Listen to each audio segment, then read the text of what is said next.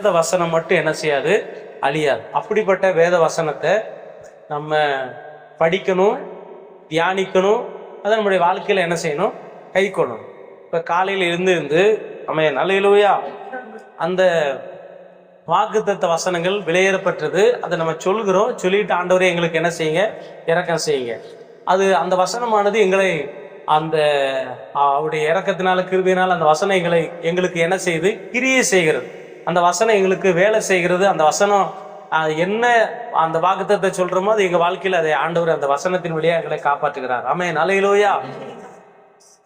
சரி, இப்படிப்பட்ட வேத வசனங்கள் கிடைக்காத ஒரு கொடிய நாட்கள் வரப்போகிறது.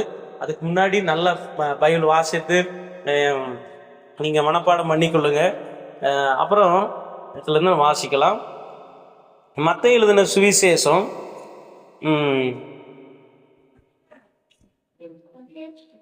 5ஆம் அதிகாரம்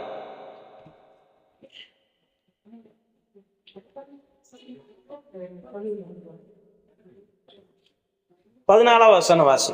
நீங்கள் உலகத்துக்கு வெளிச்சமாய் இருப்பீர்கள். நீங்கள் உலகத்திற்கு நீங்க எப்படி இருக்கீங்க, உலகத்திற்கு வெளிச்சமாக இருக்கிறீங்க. இந்த வெளிச்சம் அப்படிங்கிற தலைப்புல ஆவியானவர் நம்மோடு கூட தொடர்ந்து பேசுவாராக. அல்லேலூயா. இந்த வெளிச்சம் பல விதத்துல சொல்லப்பட்டிருக்கிறது. ஒரு 3 அர்த்தத்தை வேதத்திலிருந்து வாசிக்க போறோம். இந்த வெளிச்சங்கிற அந்த இதுல 3 அர்த்தங்கள் சொல்லப்பட்டிருக்கிறது. ஒன்று வசனம், அது வெளிச்சத்தை கொண்டு வருகிறது. இனி ஒன்று கிரியைகள், அது வெளிச்சமாய் சொல்லப்பட்டிருக்கிறது.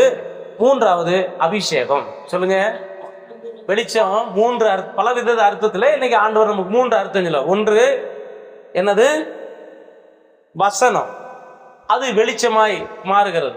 அதே போல கிரியைகள், அது வெளிச்சமா இருக்கிறது. 3வது அபிஷேகம். இந்த 3ம் நம்முடைய வாழ்க்கையில வெளிச்சம் என்கிற நிலைமைக்குள்ள நம்மை கொண்டு போகிறது. வெளிச்சம் அப்படின்னா என்ன, ஒருத்தரை பார்த்து சொல்லுவாங்க, மூஞ்ச பாரு இருள் அடைஞ்சு போயிருக்கு அப்படிம்பாங்க. அப்புறம் இன்னொன்று என்ன சொல்லுவாங்க, உன் மூஞ்சில் என்ன இவ்வளவு இருள் அடைஞ்சு, சாத்தவனை அடிச்சுட்டானா அப்படின்னு சொல்லுவாங்க. ஏன்னா அந்த இருளான அந்த வாழ்க்கை எவ்வளவு கொடிதானதுன்னு சொல்லிட்டு அதில் வாழ்றவங்களுக்கு தெரியும். அதனாலதான் ஏசப்பா இருளில் இருக்கிற ஜனங்கள் பெரிய வெளிச்சத்தை கண்டார்கள்.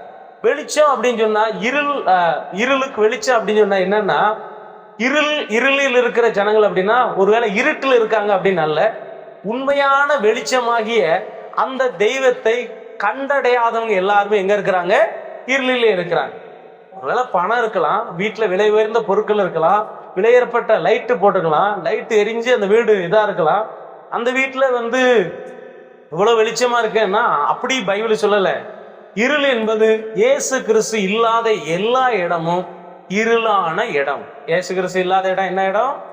ஏசப்பா சொன்னார், நான் உலகத்திற்கு எப்படி இருக்கிறேன், வெளிச்சமா ஒளியா இருக்கிறேன். ஏசப்பா எப்படி இருக்காரு, ஏசப்பா உலகத்துக்கு ஒளி. நம்ம யாரு, வெளிச்சம். வெளிச்சத்துக்கு ஒளிக்கு வித்தியாசம் இருக்கா?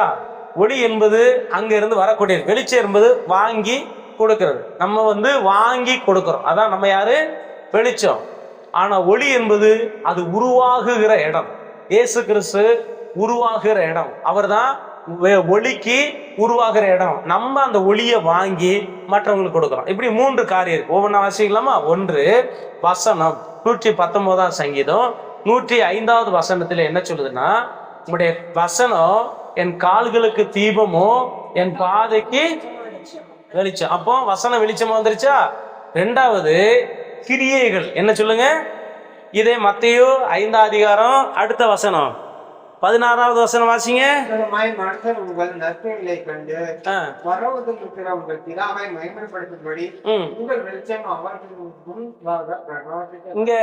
இங்க வெளிச்சம் சொல்றது என்னது? நம்முடைய கிரியைகள். 3வது அப்போஸ்தலர் 6ஆம் அதிகாரம் 15வது வசனத்துல ஸ்தேவானை குறித்து சொல்லப்பட்டிருக்கிறது. வாசிங்க.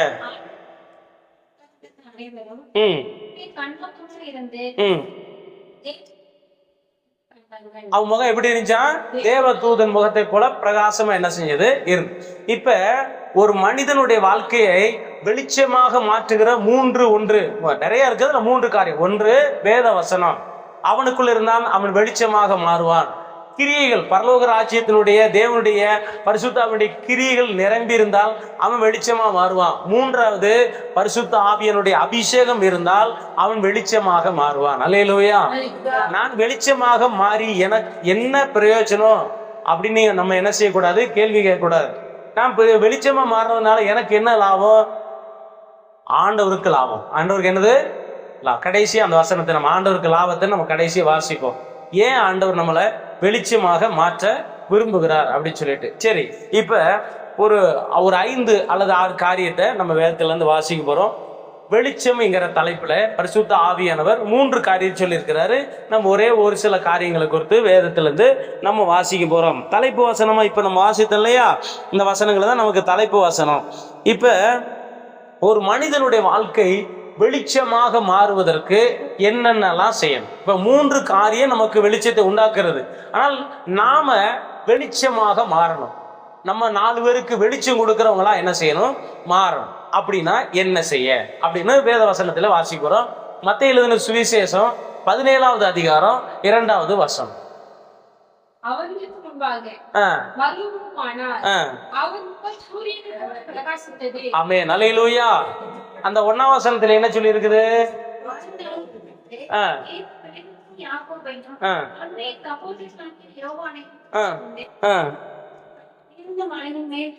போனாரு, அடுத்து மறுரூபம் அடைஞ்சிட்டாரு.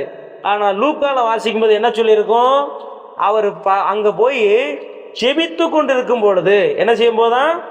ஜெபித்து கொண்டிருக்கும் பொழுது அவருடைய வஸ்திரம் என்ன செஞ்சதான்? மறுரூபம் அடைந்தது. அல்லேலூயா. ஏசப்பா அங்கே போய் இல்ல, ஜெபம் பண்ணும் போது, லூக்கால தான் இருக்கும் அது, ஜெபம் பண்ணும் போது அவருடைய வஸ்திரம் என்ன செஞ்சதான்? வெளிச்சமாக மாறினது. அப்போ ஜெபம் நம்முடைய வாழ்க்கையை வெளிச்சமாக மாற்றும். சொல்லுங்க, என்ன மாற்றும்? ஜெபம் பண்ணும்போது வெளிச்சமாக மாற்றும். கர்த்தர் ஆசீர்வதிக்கட்டும். நான் அவர் ஜெபம் பண்ணு லூக்கா 9:29. அப்ப மத்திய 17 இந்த 2 வசனத்துல அவர் ஜெபம் பண்ணி கொண்டிருக்கும் பொழுது அவருடைய முகம், அவருடைய வஸ்திரம் வெள்ளையை போல வெளிச்சமாக மாறினது. நம்ம வாழ்க்கை ஜெப வாழ்க்கை, நமக்கு ஜெப வாழ்க்கை இருந்தால் நம்முடைய வாழ்க்கையானது எப்படி இருக்கும்? வெளிச்சமாக இருக்கும். ஜெப வாழ்க்கை ஒரு மனுஷனை வெளிச்சமாக மாற்றுகிறது. ஆண்டவர் 3 காரியம் வெளிச்சத்துக்கு சொல்லியிருந்தாரு. ஒன்று வேதவசனம், அடுத்து கிரியைகள், அடுத்து அபிஷேகம். ஒரு மனுஷனை வெளிச்சமாய் மாற்றுகிறது. ஆனா நம்முடைய வாழ்க்கையில நம்ம வெளிச்சமாக மாறணும்னா என்னென்னலாம் செய்யணும்னு சொல்லியிருக்கு பாருங்க. ஒரே காரியம் பல தலைப்புகள் என்ன செய்கிறது? வருகிறது. ஏசப்பா ஜெபம் பண்ணிக்கிட்டு இருக்காரு. ஜெபம் பண்ண அவ வெளிச்சமாக மாறினார். அல்லேலூயா. இப்ப நம்ம 4 பேருக்கு வெளிச்சம் கொடுக்கறவங்களா என்ன செய்யறோம்? இருக்கணும். சரியா? இப்ப செப வாழ்க்கை நமக்கு எப்படி? ஒரு கேள்வி கேட்டுக்கோங்க. நமக்கு செப வாழ்க்கை எப்படி இருக்குன்னு கேட்டுக்கோங்க. சரியில்லைன்னா கண்டிப்பா செப வாழ்க்கையை சரிப்படுத்தணும். குறைந்தது 1 மணி நேரமாவது அப்படின்னா அந்த 1 மணி நேரம் தனிச்செபமா தான் இருக்கணும். மற்ற செபங்கள் என்ன செய்யணும்? நம்ம செபம் பண்ணணும். தனிச்செபம் 1 மணி நேரமாவது தனிச்செபமா என்ன செய்யணும்? சொல்லுங்க, எவ்வளவு நேரம் ஜெபம் பண்ண சொல்லுங்க? 1 மணி நேரம். சொல்லுங்க, 1 மணி நேரம். எப்படி ஜெபம் பண்றது? இப்ப நம்ம ஜெபம் பண்றல சோத்திரம் நல்ல நேரம் சோத்திரம் சொல்லலாம், பாட்டு படிச்சு ஆராதிக்கலாம். கடைசியில தான் விண்ணப்பத்தை வைக்கணும். விண்ணப்பம் உடனே சொல்லக்கூடாது, எனக்கு அப்படி இப்படிலாம் சொல்லக்கூடாது. கடைசியா தான் விண்ணப்பத்தை வைக்கணும். முதலாவது நம்ம ஆண்டவரை துதிக்கணும், ஆராதிக்கணும், நம்முடைய குறைகளை அறிக்கை செய்யணும். குறைனா குடும்பத்துல குறை இல்லை, நம்முடைய ஆவிக்குரிய குறைய அதுக்கு செஞ்சு மன்னிப்பு கேட்டு பரிசுத்தமாகி கடைசியா தான் நம்ம விண்ணப்பத்தை வைக்கணும். அந்த விண்ணப்பத்துல நம்ம விண்ணப்பத்தை முதல்ல வைக்க கூடாது, மற்றவங்களுக்காக ஜெபம் பண்ணணும். கடைசியாகத்தான் நமக்கு என்ன செய்யணும்? ஜெபம். சரியா? அப்போ ஆண்டவருடைய பிள்ளைகளா இருக்கிற நம்ம இந்த வேத வசனம் சொல்லுது, ஜெபம் நம்முடைய வாழ்க்கையை வெளிச்சமாக மாற்றும். சரியா? 2வது, ஒரு மனுஷனை எது வெளிச்சமாக மாற்றுகிறது? எந்தெந்த காரியங்கள்லாம் வெளிச்சமா மாற்றுகிறது? வேத தியானம். என்ன தியானம் சொல்லுங்க? வேத தியானம் ஒரு மனுஷனை வெளிச்சமா மாற்று. 39வது சங்கீதம் 3வது வசனத்தை வாசி. 39:3.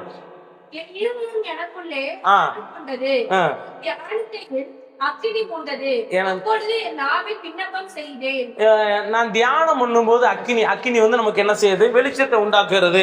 அதுக்கு 100 வசனத்துல நம்ம வாசித்தோம் இல்லையா? நீதிமொழிகள் 6 அதிகாரம் 23வது வசனம். வசனம் வந்து அதான் முதலே சொன்ன 119 105 வசனம் நீதிமொழிகள்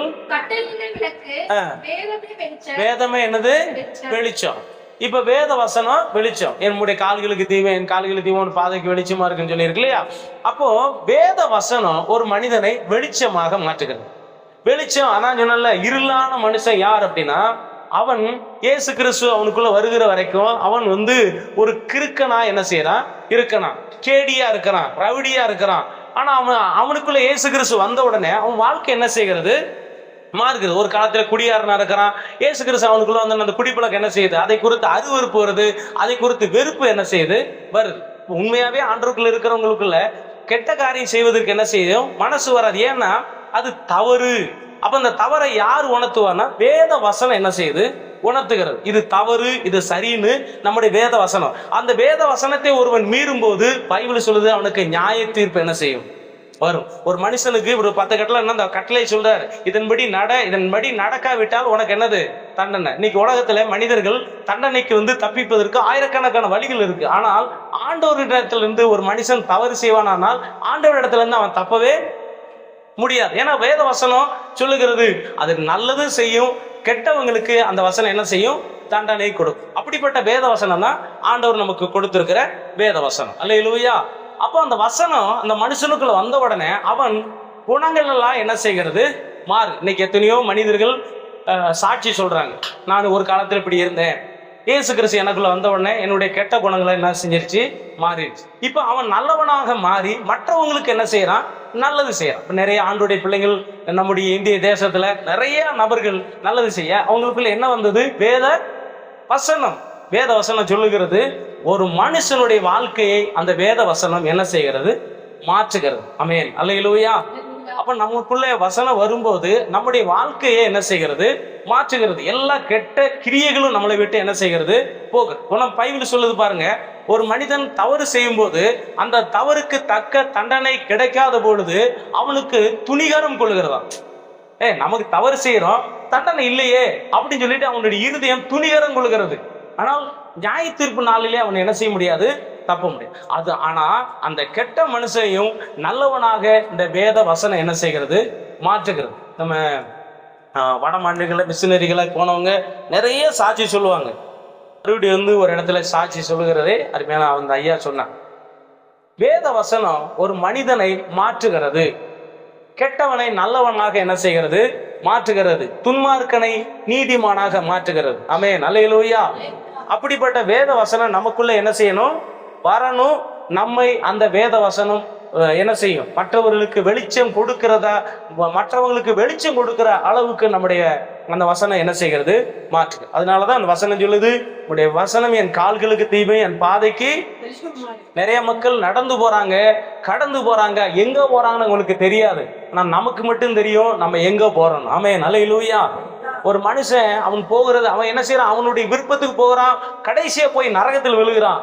அவன் நரகத்துக்கு போறானா பரலோகம் போறானா அவனுக்கு தெரியாது. ஆனா வேத வசனம் சொல்லும் இது சரியான பாதை, இது தவறான பாதை அப்படின்னு சொல்லி வேத வசனம் காட்டி கொடுக்கிறது. அதனாலதான் அந்த வசனத்தை நாம் படிக்கணும், படித்து விட்டு தியானிக்க வேண்டும். சொல்லுங்க, என்ன செய்யணும் தியானிக்க வேண்டும். படித்து விட்டு தியானிச்சால் அந்த வசனம் நம்முடைய வாழ்க்கையை வெளிச்சமாக்கும். வெளிச்சம்னா இப்ப ஆண்டவர், இப்ப நீங்க நம்ம எல்லாரும் இருக்கோம், நம்ம ஒரு காலத்துல பால வெளிச்சம். மூன்றாவது என்ன காரியம், எஸ்தர் புத்தகம் 4:16 8:16 இந்த 2 வசனத்தை வாசி.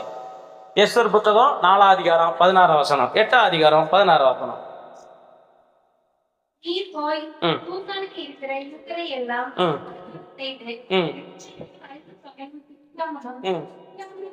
எனக்காக உபவாசம் பண்ணுங்கள், இப்ப வந்து 2 நாளாகமோ அதுக்கப்புறமா எஸ்ரா நெகேமியா எஸ்தர், அதாவது யோபுக்கு முன்னாடி உள்ள புத்தகம். அடுத்து 8:16 வாசிங்க.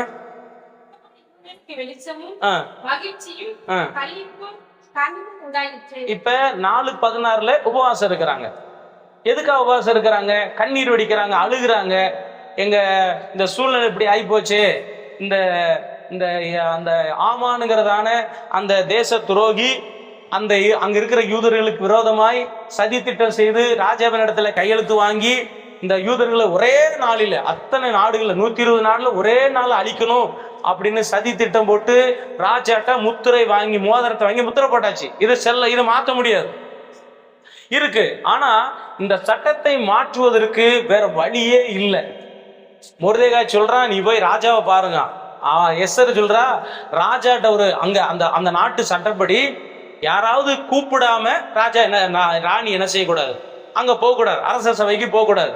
போனா அவன் கையில் இருக்கிற தங்க கோல் இருக்கும், அது நீட்னா தான், நீட்லன்னா செத்து போகணும், அவ்வளவுதான், கொன்றுவாங்க. அது யாரா இருந்தாலும் அந்த சட்டம் உண்டு.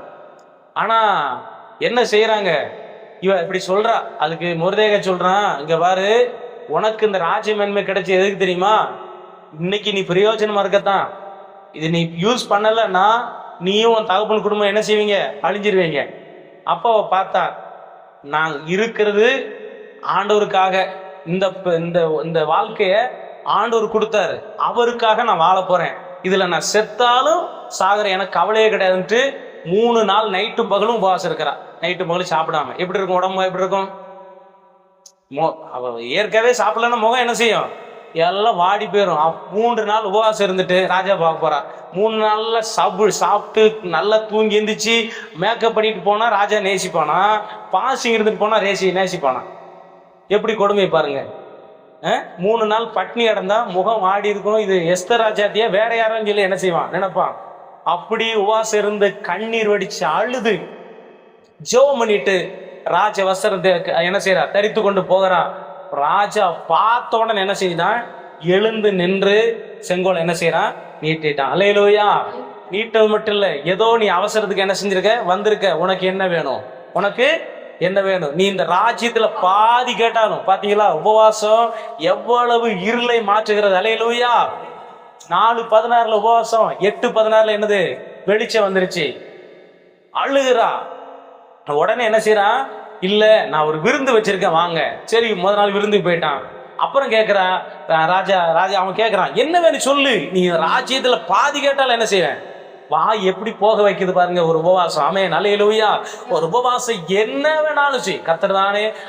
அந்த மாதிரி அந்த உபவாசம் அந்த மனுஷனை என்ன செய்கிறது, வெளிச்சமா மாற்றினது. பாருங்க, ராஜா வாய் உளருது, உனக்கு என்ன வேணும் சொல்லு. மறுநாள் வர்றா. மறுநாள் வந்து இப்பயாவது சொல்லு, உனக்கு என்ன வேணும், நீ ராஜ்யத்துல பாதி கேட்டாலும் தருவேன், என்ன வேணும் சொல்லு. உடனே என்ன சொல்றா, எனக்கு இப்படி ஒரு விண்ணப்பம் இருக்குது, பதில் கொடுக்கணும்னு ஆமான் நடுங்கி போறான். ஆனா அதுக்கப்புறம் என்ன நடந்துச்சுன்னா, அவ ராஜா பாதத்தில் விழு அழுவா. அழுது, என் ஜனத்துக்கு வரக்கூடிய இந்த கொடுமையை நான் எப்படி சகிக்க முடியும் அப்படி நம்ம அழுகணும். ஆமென், அல்லேலூயா. இயேசுவை அறியாது இப்ப நம்ம இருக்கிறோம்னா, இந்த இதுக்கு சொல்லுங்க பாஸ்டர் அப்படிலாம் சொல்லாதீங்க. ஆமென், அல்லேலூயா.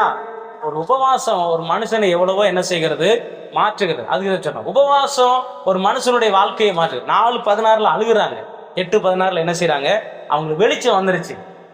அதுக்கு முன்னாடி அவங்களுக்கு வந்த சட்டம் இருள போல இருந்துச்சு. என்ன ஏது உபவாசம் இருக்க 3 நாள் இருக்க ராஜாவுக்கு பாத்தீங்கன்னா பைபிள் போட்டு தூக்கம் வரலையா. ராஜாவுக்கு என்ன செய்யல, இங்க உபவாசம் முதல் நாள் உபவாசத்துல ஆரம்பிச்ச உடனே 2வது நாள் ஆரம்பிச்சது, 2வது நாள் ஆரம்பிச்ச உடனே அங்க நைட்ல ராஜாவுக்கு தூக்கம் வரல. பைபிளை சொல்லு தூக்கம் வரல, விடிய புலம்பிக்கிட்டு இருக்கான்.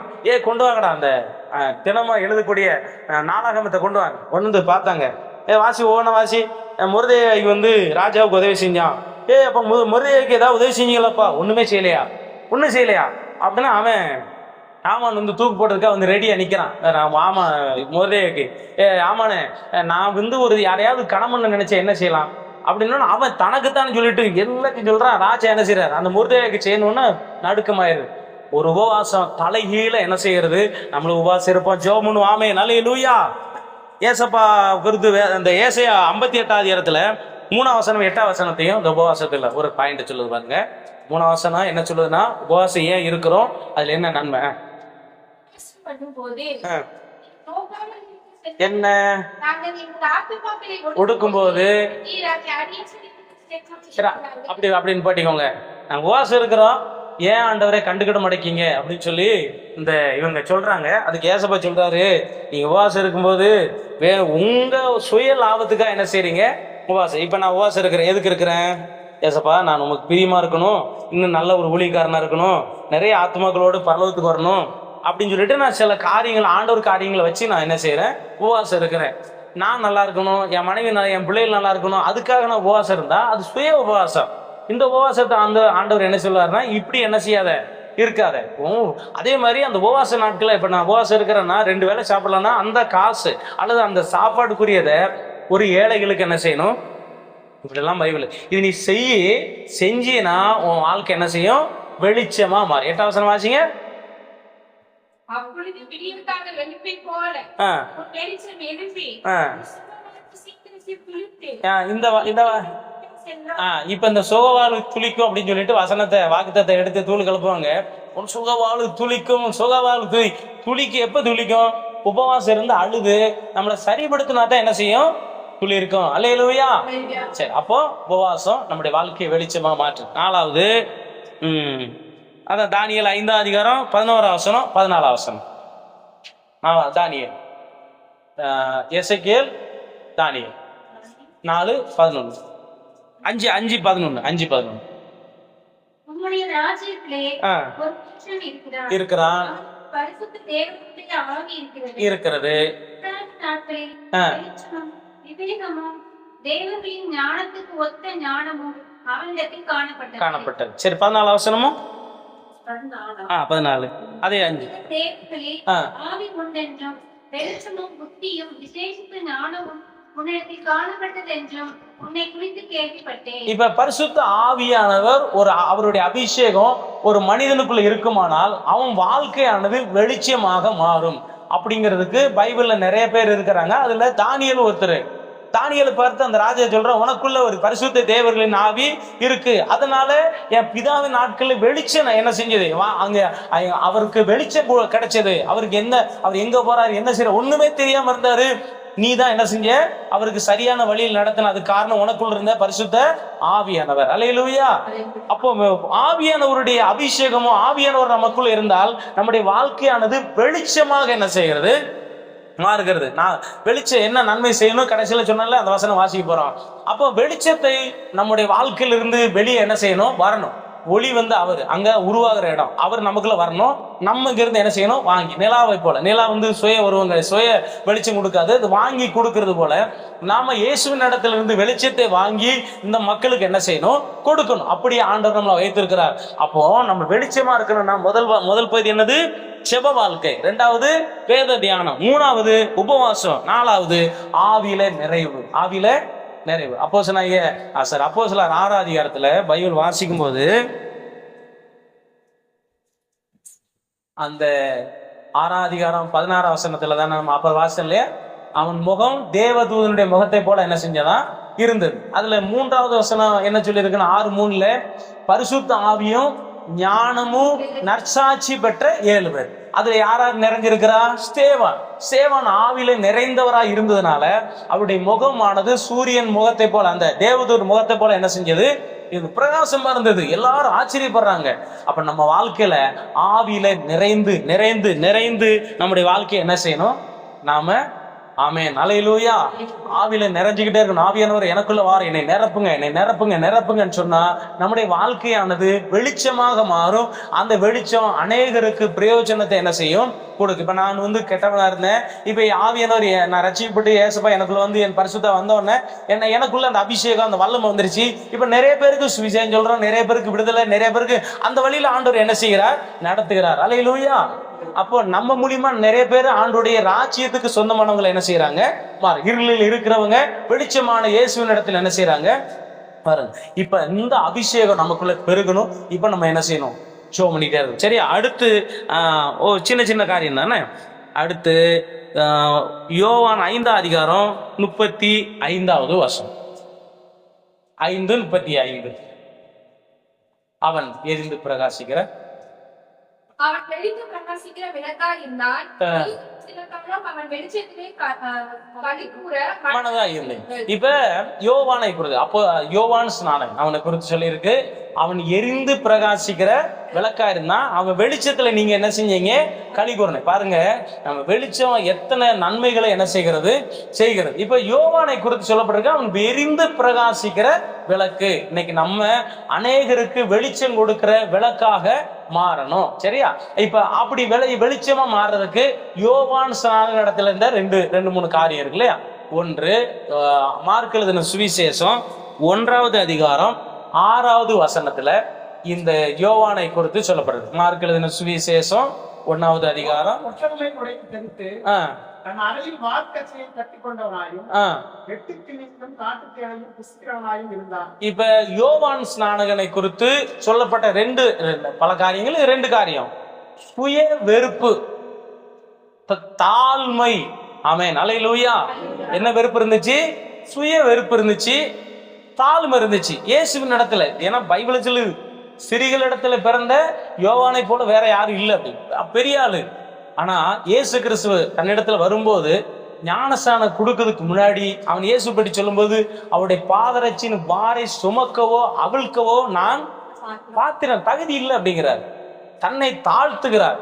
அதே போல அவருக்கு சுய வெறுப்பு இருந்துச்சு. ஒட்டக பேர்னா நம்ம அதுக்காக வேண்டி இன்னைக்கு ஒட்டக ட்ரெஸ்ஸை போட்டு அலைய முடியாது. அதுக்கு சொல்ல அந்த சுய வெறுப்பு என்ன செஞ்சது இருந்தது. தன்னை கர்த்தர் நேசித்தால் போதும் ஒன்று. 2வது, ரொம்ப தாழ்மை உள்ளவராக என்ன செஞ்சாரு? ஏன்னா பைபிள்ல சொல்லுது, மேன்மைக்கு முன்னாடி தாழ்மை. என்ன, கர்த்தருக்கு முன்னாடி உங்களை தாழ்த்துங்க, அவர் உங்களை என்ன செய்வாரு? உயர்த்துவார். இந்த யோவான் இப்படிப்பட்டவனாக இருந்ததுனாலதான் யோவான் வெளிச்சம் கொடுத்தான். அநேகர் அவனுடைய வெளிச்சத்துல என்ன செஞ்சாங்க? களி கூறினான். இன்னைக்கு நம்ம வெளிச்சம் கொடுக்க வேண்டுமானால் நமக்குள்ள சுய வெறுப்பும் அடுத்து என்ன இருக்கணும்? தாழ்மை என்ன செய்யணும்? இருக்கணும். இயேசுவின் இடத்துல வர்றான், நடுங்கிறார். ஏசப்பா வரும்போது, ஆண்டவரே உம்மாலதானே நான் ஞானஸ்நானம் கொடுக்கணும், நீர் என்னிடத்துல வரலாமா? பாத்தியாப்பா, நான் ஏசப்பாவுக்கு என்ன செஞ்சிட்டேன்? ஞானஸ்நானம் கொடுத்துட்டேன். எவ்வளவு பெருமை! இப்படிலாம் பெருமைகளை நிறைய பார்க்கிறோம். ஏசப்பாவுக்கு நான் ஞானஸ்நானம் கொடுத்தாலியான்னு சொல்லி ஒரு இடத்துல கூட எவன் என்ன செய்யல, சொல்லல. அவர் அப்படி சொல்லும் போது சொல்றான், அவர் பெருகவும் நான் சிறுகவும் வேண்டும். சரியா? ஆனா அவனுக்கு சில நேரத்துல தெரியலன்னு தான், வருகிறவர் நீதானா 100 வர காத்திருக்கணுமான்னு கேட்கும்போது அப்படி கேட்கிறான். மற்றபடி அவ எல்லாம் சொல்றாங்க, ரவி இடத்துல ஒருத்தர் ஞானசன் நீ சொன்ன, அவருக்கு ஞானசனம் கொடுக்குற ஊரே அங்கதான் என்ன செய்யுது போகுது. ஆமென், அல்லேலூயா. அவர் என்ன சொல்றாரு? அவர் பெருகவும். நம்ம பாருங்க, நான் எப்படி ஜெபம் பண்றேன், ஆண்டவரே எல்லாரும் மனவாட்டி சபையா மாற, நம்ம நல்லவைகளை விதைத்து கொண்டே இருக்கணும். நல்லவைகளை என்ன செய்யணும்? விதைக்கணும். நம்ம அறுப்போம், நம்முடைய சந்ததிகள் என்ன செய்வாங்க? அறுப்பாங்க. சரி, அதனால முடிந்த வரைக்கும் நான் செய்வோம். சரி, இப்ப எதை பார்த்தோம்? சுய வெறுப்பம், சுய வெறுப்பு. அடுத்து என்னது? தன்னை தாழ்த்துகிறார். இந்த 2 கோணம் அவர் இடத்துல இருந்துச்சு. அதனாலதான் அவருடைய வாழ்க்கை வெளிச்சமா இருந்தது. அநேகர் அந்த வெளிச்சத்துல களி கூர்ந்தாங்க. கடைசியாக சாட்சி உள்ள வாழ்க்கை. அதுதான் அப்போ மத்தேயு 5:16 வாசிக்கிறோம். வாசிங்க. மத்தேயா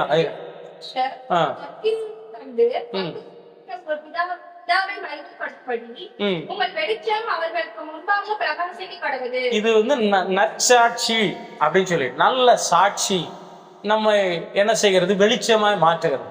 நம்மளை குறித்து ஒரு சாட்சி கேள்விப்படுறாங்கன்னா, இந்த பாசு, இந்த விசுவாசி நல்லவங்க, இப்ப நல்லா ஜெபம் பண்ணுவாங்கப்பா அப்படின்னு சொல்லிட்டு நம்மை குறித்து நல்ல குணங்களை குறித்து சாட்சி போகணும். அது வெளிச்சம். சரிங்களா? நான் அப்படிங்கிற சாட்சிகள் நம்முடைய வாழ்க்கையில வரக்கூடாது. அல்லேலூயா, அல்லேலூயா. இயேசு கிறிஸ்து அநேகரை மீட்பதற்காக தன்னையே என்ன செஞ்சிட்டாரு? அது மாதிரி நம்ம அநேகரை கிறிஸ்துக்குள்ள நடத்துவதற்கு நம்ம என்ன செய்யணும்? நம்மை தாழ்த்தணும்.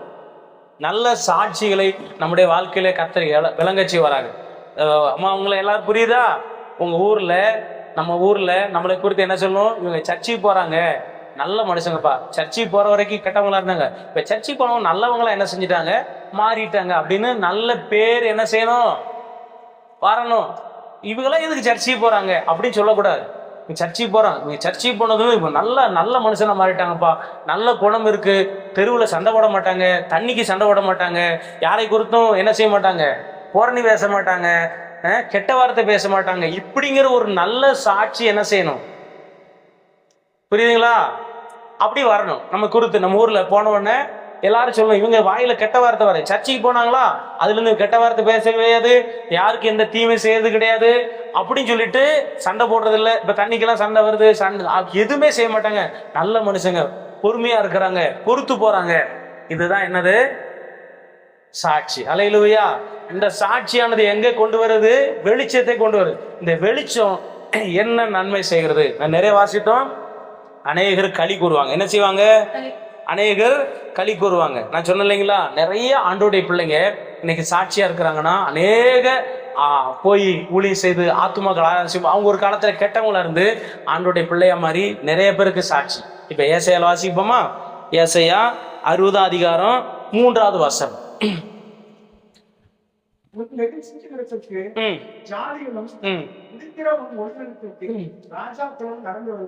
சொல்லுங்க, எல்லாரும் சொல்லுங்க, அல்லேலூயா. யார் வரணும்? ராஜாக்கள் வரணும். யார் வரணும் சொல்லுங்க? ராஜாக்கள். உதிக்கிற ஒளியின் இடத்திற்கு ராஜாக்கள் என்ன செய்யணும்? அடுத்து ஜனங்கள் வரணும். அப்படி கர்த்தர் மாற்றுவதற்காக நம் கர்த்தரை சோதரிக்கலாமா? சோதரா சோதரா சோதரா சோதரா சோதரா சோதரா சோதரா சோதரா. அப்போ உதிக்கிற ஒளி நடத்திற்கு, உதிக்கிற வெளிச்சத்து நடத்திற்கு ராஜாக்களும் ஜனங்கள் என்ன செய்யும்? இப்ப எதுக்காக ஆண்டவர் நம்மளை வெளிச்சம் வைக்க சொல்றாருன்னா, அநேகர் அந்த வெளிச்சத்துல வரணும். அநேகர் வரணும். அதுல யார் வரணும்? ராஜாக்கள் வர வேண்டும். யார் வரணும்? அதிகாரம் படைத்தவங்க, ஆளுகை சரி எல்லா தரப்பு மக்களும் சபைக்கு வரணும். ஆண்டவரை தேடி வரணும். அவங்க வந்து அந்த வெளிச்சத்துல என்ன செய்யணும்? களி கூற வேண்டும். அந்த வெளிச்சமாக கர்த்தர் நம்மளை மாற்றுவார். நம்மளை என்ன செய்வாராக? மாற்றுவாராக. ஆண்டவரே என்ன வெளிச்சமாய் மாற்றும். என்ன செய்யும்? வெளிச்சமாய் மாற்றும். நம்ம சபைக்கு ஆண்டோடைய பிள்ளைங்க, ஆண்டவர் உதிக்கிற ஒளி நடத்திற்கு நம்ம சபையானது வெளிச்சம் கொடுக்கிற சபையாய், அநேகர் ஆண்டுடைய ராஜ்யத்துக்கு வரக்கூடிய சபையாய், அப்படிப்பட்ட மக்களாய் கர்த்தர் நம்மளை மாற்றுவாராக. நம்ம வெளிச்சமா மாற்றுவாராக. அநேகருக்கு வெளிச்சம். அதுக்கு தான் ஆண்டவர் சில ஆலோசனை சொல்லிருக்காரு. ஜெபம் பண்ணுங்க, பைபிளை தியானிங்க, உபவாசம் இருங்க. அடுத்து என்ன செய்யுங்க? ஆவியில நிறையுங்க. அடுத்து தாழ்மையா இருங்க.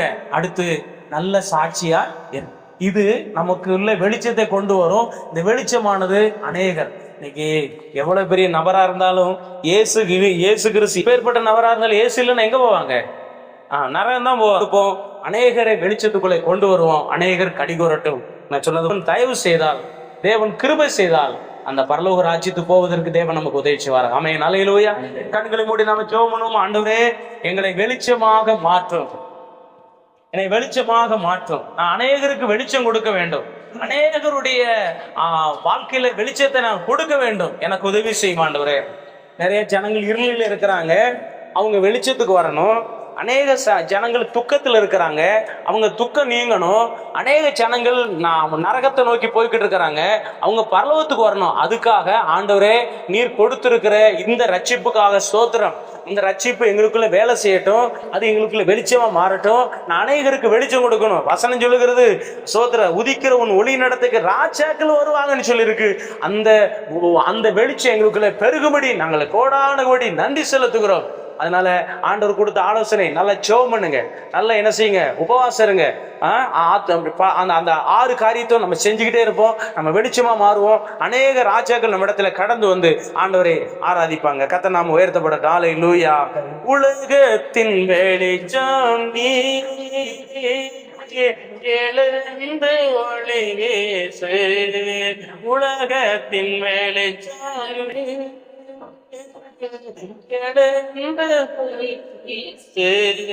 மலை மேல் உள்ள பட்டணோ, மலை மேல் உள்ள பட்டணோ, நீ மறைவாக இருக்காதே, நீ மறைவாக இரு, கலங்காதே கலங்காதே, கர்த்தர் உன்னை கைவிட மாட்டார். கலங்காதே கலங்காதே, ஆமென் ஆமென், கர்த்தர் உன்னை கைவிட மாட்டார். ஆமாப்பா, உலகத்தை பிரகாசி, இந்த மலை மேல் இருக்கிற பட்டணம் நீ மறைவா இருக்காது. அநேகருக்கு வெளிச்சம் கொடுக்கணும். நம்மளை வந்து ஆண்டவர் தெரிந்தெடுத்தது சும்மா வீணா தெரிந்தெடுக்கல. நிறைய பேருக்கு நம்மளை வெளிச்சம் கொடுக்கறதுக்காக வைத்திருக்கிறார். ஊழியக்காரனாகிய எனக்கு வச்சிருக்கிறார், விசுவாசிகளாகிய நமக்கு வச்சிருக்கிறார். நம்மளை நம்பி, என் மகனே என் மகளே, நீ நிறைய பேருக்கு வெளிச்சம் கொடுக்கணும். நிறைய பேருடைய கண்ணீரை நீ துடைக்கணும். நிறைய பேருடைய கவலையை நீக்கணும். அதுக்காக நீ என்ன செய்ய, நீ வெளிச்சமா மாறு. நிறைய பேரு போற இடம் தெரியல, எங்க போறான்னு தெரியல, அவங்க சொந்த வழியில போய்கிட்டு இருக்காங்க. உண்மையான வழி நான் தான் சொல்லி, ஆனா நீ என்ன செய்யணும், வெளிச்சம் கொடுக்கணும். ஆண்டவர் நம்மளை நம்பி வச்சிருக்கிறார். அநேகருக்கு நான் வெளிச்சம் கொடுத்து அநேகருடைய வாழ்க்கையில சந்தோஷத்தையும் சமாதானத்தையும் வெளிச்சத்தையும் உண்டாக்க வேண்டும்.